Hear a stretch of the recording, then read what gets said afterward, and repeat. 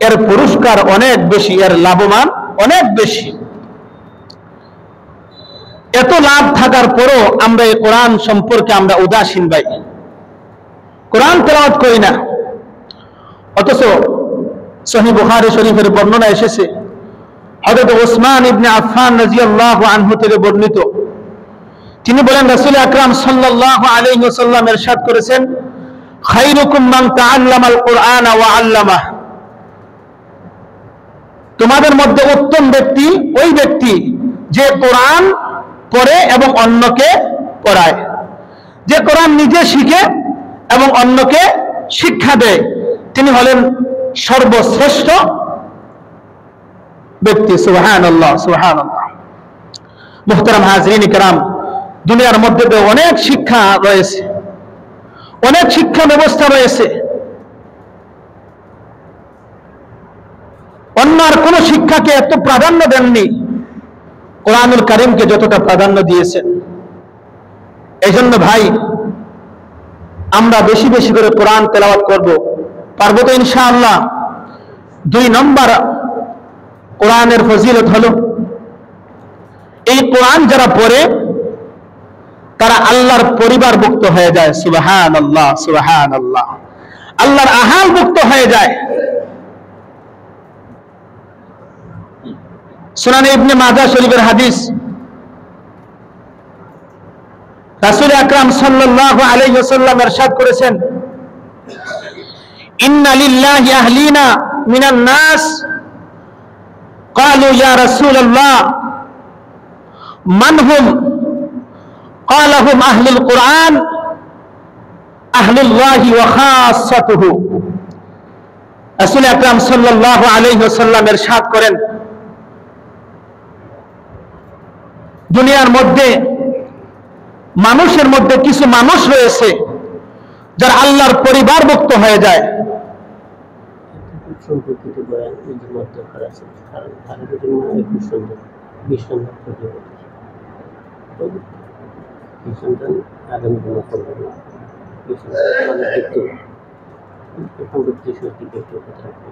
আচ্ছা দেখি মুহতারাম হাজরিন কিরাম, আল্লাহর পরিবারভুক্ত হয়ে যায় যারা কোরআন তেলাওয়াত করে। মানুষের মধ্যে এমন কিছু মানুষ রয়েছে যারা আল্লাহর পরিবারভুক্ত, আল্লাহর আহালভুক্ত হয়ে যায়। আমরা সূরা ইখলাস অনেকেই পারি। সূরা ইখলাসের মধ্যে বলা হয়েছে, কুল হুয়াল্লাহু আহাদ, হে নবী আপনি বলে দিন আল্লাহ এক, আল্লাহ একক, আল্লাহুস সামাদ, তার আল্লাহ কারো মুখাপেক্ষী নয়।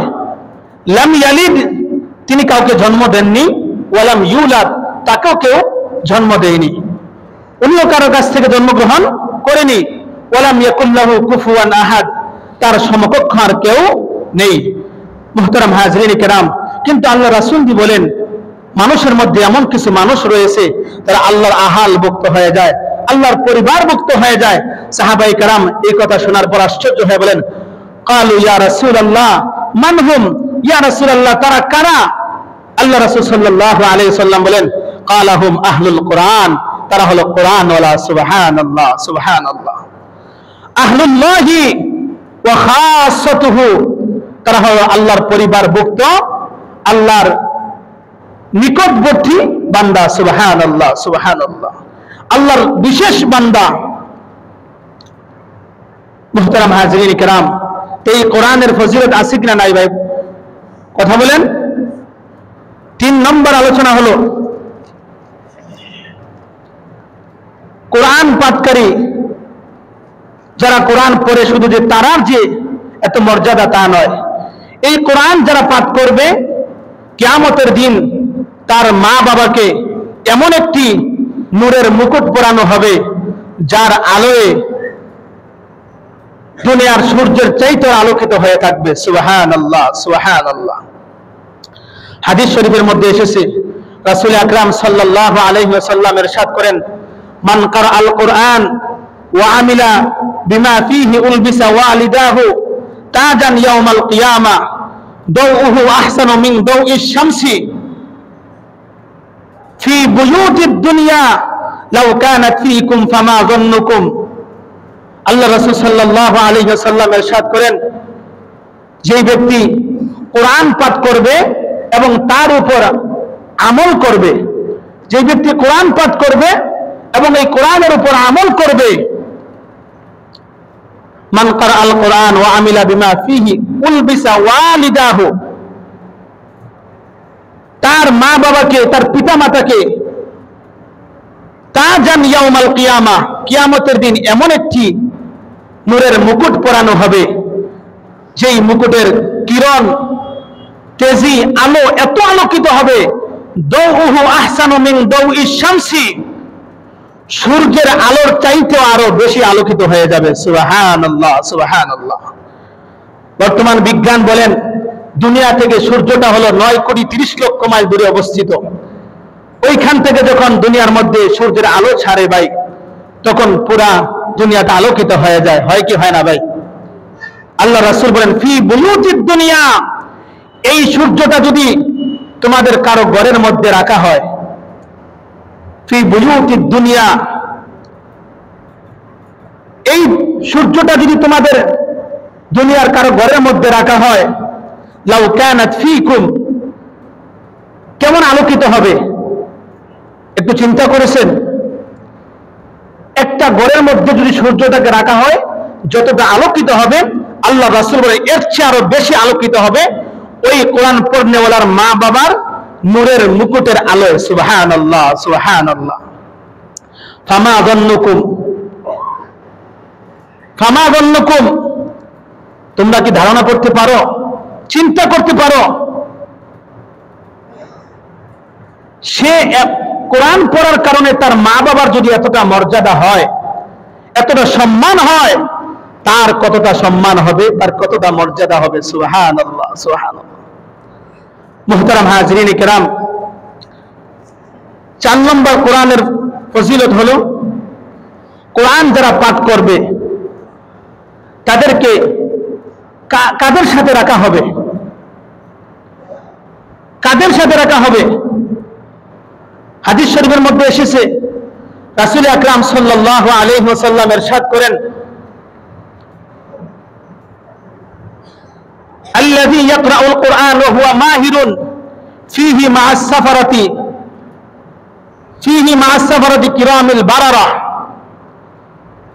যারা কোরআন পাঠে দক্ষ ব্যক্তি, যারা কোরআন পাঠের মধ্যে বিজ্ঞ ব্যক্তি, তাদেরকে সম্মানিত লিপিকার ফেরেশতাদের সাথে রাখা হবে। সুবহানাল্লাহ, সুবহানাল্লাহ। ওয়াল্লাযী ইয়াকরাউ ফীহি ওয়া হুয়া ইয়াশাক্কু আলাইহি ফালাহু আজরান, আর যারা এই কোরআন শুদ্ধভাবে শিখতে গিয়ে কষ্ট হয়, এমন হয় না ভাই? অনেকের কোরআন তেলাওয়াত করতে কষ্ট হয়, শুদ্ধ করে কোরআন পড়তে গিয়ে আটকে আটকে কোরআন তেলাওয়াত করে, তাদের ব্যাপারে আল্লাহ রাসূল বলেন ফালাহু আজরান, তাদের দ্বিগুণ সওয়াব হয়। সুবহানাল্লাহ, সুবহানাল্লাহ। এই জন্য ভাই, যারা কোরআন তেলাওয়াত করে তাদেরকে কাদের সাথে রাখা হবে? সম্মানিত ফেরেশতাদের সাথে।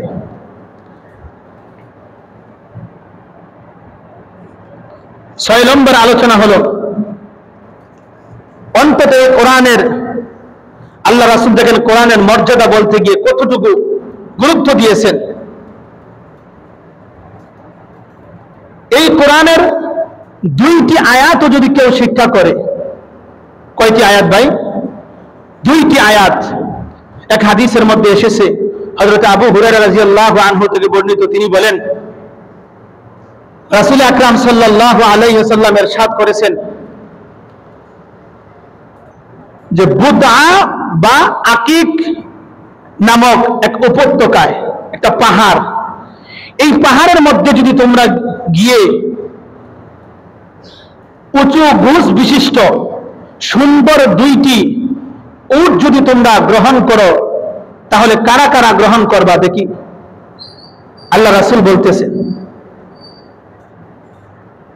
সুন্দর 2টি ঘোড়া, সুন্দর 2টি কি ভাই? ঘোড়া। তৎকালীন সময়ে ঘোড়া সবচেয়ে বেশি দামি জিনিস ছিলেন। বর্তমান সময়ে যে প্রাইভেট কার যেমন দামি, তৎকালীন সময়ে গোড়াও তেমন কি ছিল ভাই? দামি ছিল। আল্লাহ রাসূল বলেন বুতআ বা আকিক নামক উপত্যকায় গিয়ে যদি তোমরা উঁচু গোছ বিশিষ্ট ও সুন্দর দুইটি গোড়া গ্রহণ করো, তাহলে কারা কারা তোমরা গ্রহণ করবে? আল্লাহ রাসূল সাল্লাল্লাহু আলাইহি সাল্লাম এই কথা বলার পর সাহাবায়ে কেরাম বললেন, ইয়া রাসূলুল্লাহ, এটা তো সবাই গ্রহণ করবে, এটা তো গ্রহণ করবে না এমন হবে? আমি যদি এখন বলি আপনাদেরকে একটা মোটরসাইকেল দেওয়া হবে, কারা কারা নেবেন? কেউ কি এখানে বাকি থাকবে? কথা বলেন, কেউ বাকি থাকবে? প্রত্যেকেই চাইবেন গ্রহণ করার জন্য। সাহাবায়ে কেরাম বলেন, ইয়া রাসূলুল্লাহ, এটা তো সবাই গ্রহণ করবে। আল্লাহ রাসূল বলেন, কেউ যদি আল্লাহ তাআলার ঘরে গিয়ে, মসজিদে গিয়ে কোরআনুল কারীম থেকে 2টি আয়াত শিক্ষা করে, তাহলে ওই 2টি গোড়ার চেয়ে আরো উত্তম হয়ে যাবে। সুবহানাল্লাহ, সুবহানাল্লাহ। 3টি আয়াত যদি শিক্ষা করে, তাহলে 3টি গোড়ার চাইতে আরো উত্তম হয়ে যাবে। সুবহানাল্লাহ, সুবহানাল্লাহ। মুহতারাম হাজরিন কিরাম, যারা এই কোরআন পড়ে না, জানা সত্ত্বেও কোরআন পড়ে না, বা এই কোরআন শিখার জন্য চেষ্টা করে না, তাদের ক্ষেত্রে আল্লাহ রাসূল সাল্লাল্লাহু আলাইহি ওয়াসাল্লাম বলেন, ইন্নাল্লাযী লাইসা ফী জাওফিহি শাই' মিনাল কুরআন কাল বাইতিল খারাব, যার অন্তরের মধ্যে কোরআনের কোনো অংশ নেই, তার অন্তরটা হলো বিরান ঘরের মতো। খারিব দ্বারা হলো বিরান ঘর। বিরান ঘর বলা হয় পরিত্যক্ত ঘর। কোন ঘর ভাই? পরিত্যক্ত ঘর, যেই ঘরের মধ্যে মানুষ বসবাস করে না। আর পরিত্যক্ত ঘরের মধ্যে কারা বসবাস করে? শয়তান, জিন্নাত, খারাপ জিন্নাত গুলা তারা এই পরিত্যক্ত ঘরের মধ্যে বসবাস করে। আর এই পরিত্যক্ত ঘর এটা অন্ধকার থাকে, আলোকিত থাকে না ভাই। যারা কোরআন পড়ে না, তাদের অন্তরটাও তেমন অন্ধকার হয়ে থাকে। আর ওই বিরান ঘরের মধ্যে যেমন ভাবে শয়তান বসবাস করে, তার অন্তরের মধ্যে শয়তান বসবাস করে, তাকে অসওয়াসা দিয়ে তাকে পথভ্রষ্ট করে ফেলে। বলেন না নাউযুবিল্লাহ, নাউযুবিল্লাহ। এই জন্য ভাই বেশি বেশি করে কোরআন তেলাওয়াত করবেন। মুহতারাম হাজিরিন কিরাম, 8 নম্বর কোরআনের ফাজাইল হলো, যারা এই কোরআন তেলাওয়াত করবে, হাসরের ময়দানে এক একটি আয়াতের কারণে তার এক একটি মর্যাদা আল্লাহ তাআলা বুলন্দ করে দিবেন। সুবহানাল্লাহ, সুবহানাল্লাহ। হাদিস শরীফের মধ্যে এসেছে, হযরত আব্দুল্লাহ ইবনে আমর রাদিয়াল্লাহু আনহু থেকে বর্ণিত, তিনি বলেন, রাসূল আকরাম সাল্লাল্লাহু আলাইহি ওয়াসাল্লাম ইরশাদ করেছেন, ইকাল লিসাহিবিল কুরআন, কিয়ামতের দিন সাহেবে কোরআনকে বলা হবে, ইকরা, হে সাহেবে কোরআন, পড়ো, ইকরা ওয়ারতাকি ওয়ারাত্তিল কামা কুনতা তুরাত্তিল ফিদ দুনিয়া ফাইন্না মানজিলাকা, ইকরা ওয়ারতাকি ওয়ারাত্তিল কামা কুনতা তুরাত্তিল ফিদ দুনিয়া ফাইন্না মানজিলাকা ইনদা আখিরি আয়াতিন কুল্লিহিম। আল্লাহ রাসূল সাল্লাল্লাহু আলাইহি ওয়াসাল্লাম ইরশাদ করেন, সাহেবে কোরআনকে বলা হবে, হে সাহেবে কোরআন, কোরআনুল কারীমের এক একটা আয়াত তেলাওয়াত করো, আর জান্নাতের বেহেশতের এক একটা তলার মধ্যে উঠতে থাকো। সুবহানাল্লাহ, সুবহানাল্লাহ। সাহেবে কোরআন কাকে বলা হয় ভাই? যারা কোরআন সংরক্ষণ করে, কোরআন পড়তে জানে এবং এই কোরআনের উপর আমল করে, তাদেরকে সাহেবে কোরআন বলা হয়।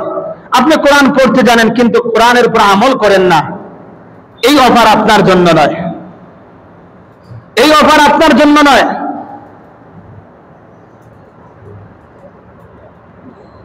আল্লাহ রাসূল সাল্লাল্লাহু আলাইহি ওয়াসাল্লাম বলেন,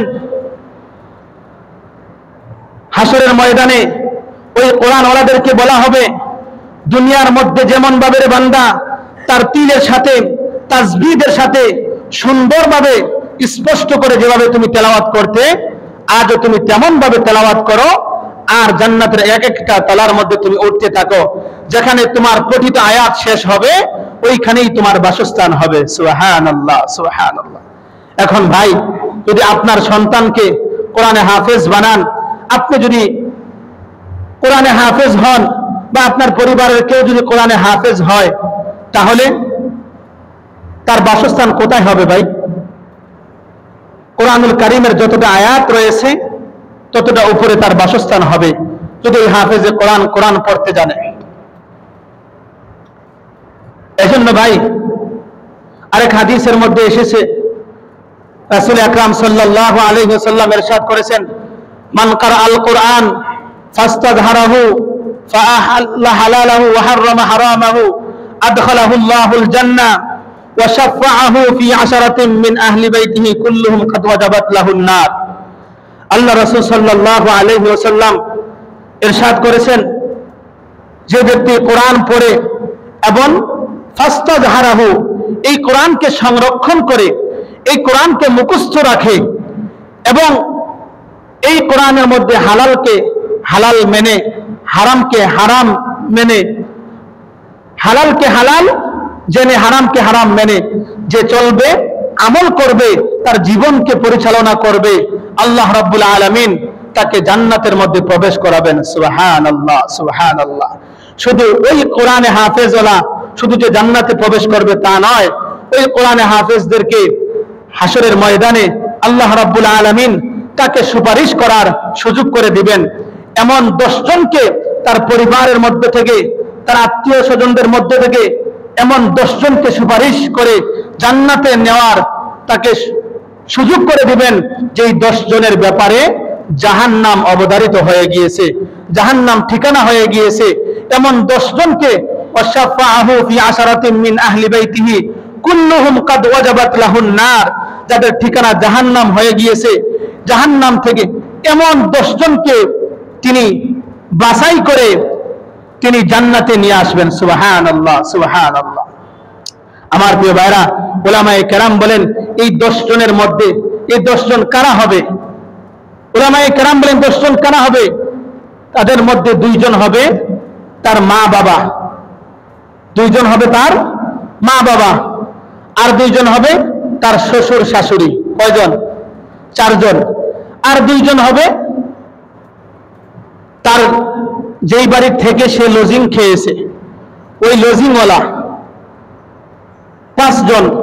6 নম্বর তার দাদা, 7 নম্বর তার দাদি, 8 নম্বর তার নানা, 9 নম্বর তার নানি, আর 10 নম্বর হলো তার উস্তাদ। কয়জন বললাম ভাই? এই 10 জনকে যদি তাদের ঠিকানা জাহান্নাম হয়ে থাকে, তাহলে ওই জাহান্নাম থেকে সুপারিশ করে ওই হাফেজে কোরআন তাদেরকে জান্নাতে নিয়ে যেতে পারবে। সুবহানাল্লাহ, সুবহানাল্লাহ। আমার প্রিয় ভাইরা, এই জন্য বলতে চাচ্ছি, যারা কোরআন তেলাওয়াত করেন না, তাদের অন্তরের মধ্যে কিন্তু জং পড়ে যাচ্ছে ভাই, তাদের অন্তরের মধ্যে জং পড়ে যাচ্ছে, মরিচা পড়ে যাচ্ছে। হযরতে আব্দুল্লাহ ইবনে ওমর রাদিয়াল্লাহু আনহু থেকে বর্ণিত, তিনি বলেন, রাসূল আকরাম সাল্লাল্লাহু আলাইহি ওয়াসাল্লাম ইরশাদ করেছেন, নিশ্চয়ই তোমাদের অন্তরের মধ্যে জং পড়ে, যেমন ভাবে কোন লোহার মধ্যে পানি লাগলে ওই লোহার মধ্যে মরিচা পড়ে যায়, ঠিক তদ্রুপ ভাবে তোমাদের অন্তরের মধ্যে জং পড়ে। সাহাবায়ে কেরাম আরজ করলেন, ইয়া রাসূলুল্লাহ, সেই জং কিভাবে পরিষ্কার করব? সেই জং পরিষ্কার করার মাধ্যম কি? আল্লাহ রাসূল সাল্লাল্লাহু আলাইহি ওয়াসাল্লাম বলেন, কাসরাতু যিকরিল মাউত ওয়া তিলাওয়াতুল কুরআন, বেশি বেশি করে মরণের কথা স্মরণ রাখবে আর অধিক ভাবে কোরআন তেলাওয়াত করবে। সুবহানাল্লাহ, সুবহানাল্লাহ। বেশি বেশি করে মরণের কথা স্মরণ করবে আর বেশি বেশি করে কোরআন তেলাওয়াত করবে। মুহতারাম হাজরিন কিরাম, কোরআনুল কারীমের আরো অনেক ফাজাইল রয়েছে, অনেক ফজিলত রয়েছে। এগুলো জুমায় আলোচনা, এক দুই জুমায় আলোচনা করে শেষ করা যাবে না। রমজান মাস, অনেক ইবাদত রয়েছে রমজান মাসের মধ্যে, অনেক বিষয়গুলা রয়েছে। তারাবির এক বিষয় রয়েছে, রোজা এক বিষয় রয়েছে, আপনার কোরআনুল কারীমের এক বিষয় রয়েছে, তেমন ভাবে ইতিকাফের একটা বিষয় আছে কিনা ভাই, কথা বলেন? আবার ফিতরার একটা বিষয় রয়েছে। এগুলো রমজান মাসের মধ্যে আলোচনা করে শেষ করা লাগে। তো মুহতারাম হাজরিন کرام, এই জুমায় আমি আপনাদের সামনে কোরআনুল কারীমের গুরুত্ব ফাজাইল নিয়ে আলোচনা করেছি। ইনশাআল্লাহ আগামী ইতিকাফ আগে কি এক জুমা পরে কি পড়ে না, হ্যাঁ শুক্রবারে পরে। তো ইনশাআল্লাহ আগামী জুমায় ইতিকাফ সম্পর্কে আলোচনা করব, আল্লাহ পাক যদি আমাকে তৌফিক দান করেন। এত সময় যে আলোচনা করেছি কোরআনুল কারীমের ফাজাইল নিয়ে এবং তার গুরুত্ব নিয়ে আমরা তেলাওয়াত করব। তো ইনশাআল্লাহ এই কোরআনুল কারীম শুধু কি মৌসুমী ইবাদত না পুরা বছরই ইবাদত? পুরা বছর আমরা এই ইবাদতটি করব। যদিও এটা নফল ইবাদত, কিন্তু এর লাভমান অনেক বেশি, এর ফজিলত অনেক বেশি। পুরা বছরই আমরা তেলাওয়াত করব। অন্তত 10টা মিনিট আমরা প্রতিদিন সকালে কোরআনুল কারীমের মধ্যে আমরা সময় দিব, পারবো তো ইনশাআল্লাহ? আল্লাহ পাক রব্বুল আলামিন আমাদেরকে বেশি বেশি করে এই কোরআনের সঙ্গে সুসম্পর্ক রেখে আমরা যেন দুনিয়া থেকে বিদায় নিতে পারি, সেই তৌফিক যেন আমাদেরকে দান করেন। সকলে বলেন আমিন সুম্মা আমিন। ওয়া আখিরু দাওয়ানা আলহামদুলিল্লাহি রাব্বিল আলামিন। যারা সুন্নাত পড়েন নাই